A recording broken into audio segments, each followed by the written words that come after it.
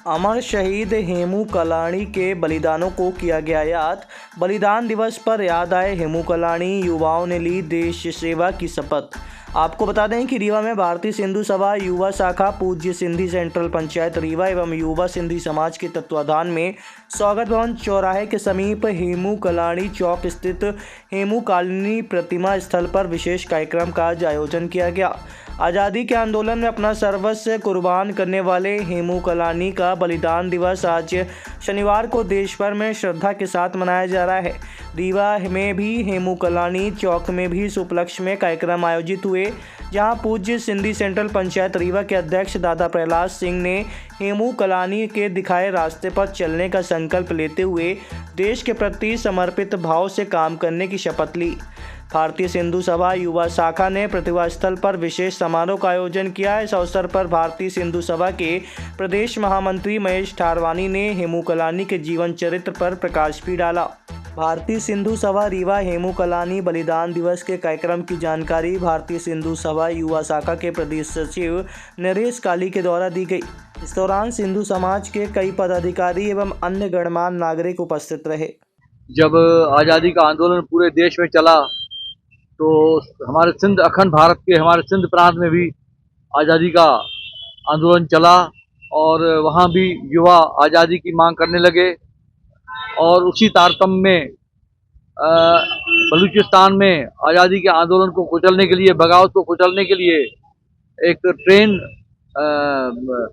सक्खर से चली थी, वो जा रही थी बलूचिस्तान।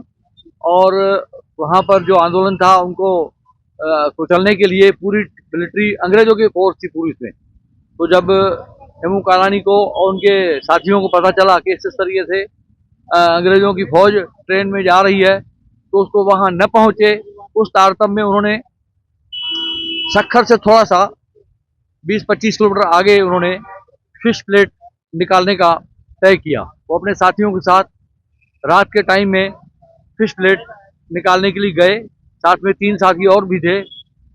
तो लेकिन वहाँ जो एक मिलिट्री का ही कोई चौकीदार गनमैन सर उसको वॉच कर रहा था ट्रेन की पटरियों को, तो उसी में वो जब उनकी टार्च की रोशनी उनके ऊपर पड़ी तो फिर वो वहाँ से जो उनके अंग्रेजों के और साथी थे मिलिट्री के, उन्होंने जाकर उनको पकड़ लिया। 3 लोग तो उसमें उनके साथी भागने में सफल हुए, लेकिन ये वहाँ अडिग डटा रहा और उनको पकड़ लिया गया और उनसे उनके 3 साथियों के बारे में भी पूछा गया। तो उन्होंने उनका नाम नहीं बताया। बोला उनके नाम बताओ तो हम तुमको छोड़ देंगे।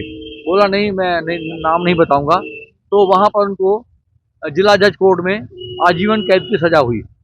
फिर वो फाइल जो है वाइसराय के पास गई। जब उनके पास गई, उनके पास ये मसला आया तो उन्होंने कहा कि अपनी जान कुर्बान करने के लिए उन्होंने 3 साथियों के नाम नहीं बताए, इसका मतलब ये खूंखार आतंकवादी है, इसलिए उसकी आजीवन कैद की सजा को फांसी की सजा में बदल दिया गया। और सक्खर में 21 जनवरी 1943 को उनको फांसी पे लटकाया गया, उनको शहादत मिली। उसी तारतम्य में पूरे हर जगह पूरे हमारे देश में हेमू कलाणी की मूर्तियाँ, स्टैचू लगे हुए हैं। रीवा में भी आदरणीय डिप्टी सीएम साहब राजेंद्र शुक्ला जी के सहयोग से एक स्थान मिला जहाँ शहीद हेमू कलाणी की मूर्ति